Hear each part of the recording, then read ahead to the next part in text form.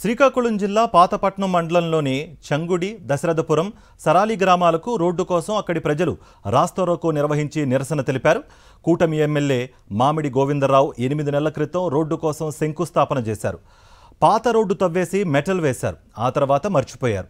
దీంతో స్థానిక ప్రజలు సూదుల్లో ఉన్న ఆరాళ్ల మీద నడవాల్సి వస్తోంది. స్కూలుకు వెళ్లే విద్యార్థులు, పొరుగురుకు వెళ్లే కూరగాయలు అమ్ముకునేవారు తీవ్ర ఇబ్బందులు గురవుతున్నారు. ముళ్లకంప మీద నడిచినట్లుగా ఉందని ప్రజలు వాపోతున్నారు. సైకిళ్లు, బైక్స్ నడపడం అస్సలు సాధ్యం కావడం లేదని మండిపడుతున్నారు. స్కూలుకు వెళ్లే పిల్లల్ని తీసుకువెళ్లే ఆటోలు కూడా రావడం లేదని వెంటనే రోడ్డు వేయాలని ప్రజలు డిమాండ్ చేస్తున్నారు.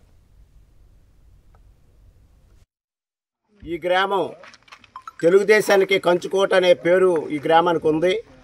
అలాంటి తరుణంలో ఈ యొక్క రోడ్డు చాలా దుస్థితిని చూసి రోడ్డు కోసం వేయిస్తామని చెప్పి సుమారు నేటికి 8 నుంచి 10 నెలలు కావస్తుంది శంకుస్థాపన చేసి.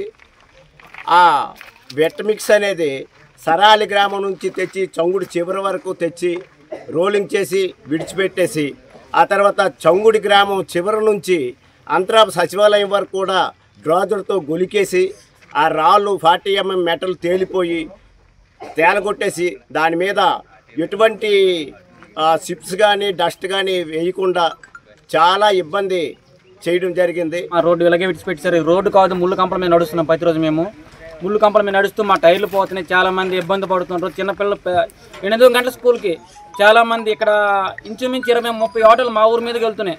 చిన్నపిల్లలు LKG నుండి 10th క్లాస్ వరకు ఇదే రోడ్లో హై స్కూల్కి, విక్టరీ స్కూల్కి అని ఇక్కడ అన్ని స్కూల్లో ఇదే రోడ్లో పిల్లలు వెళ్తున్నారు. చాలా ఇబ్బందిగా ఉంది. ఇది రోడ్డు కాదు, ముళ్ళు కంప అనుకొని నడుస్తున్నాం మేము.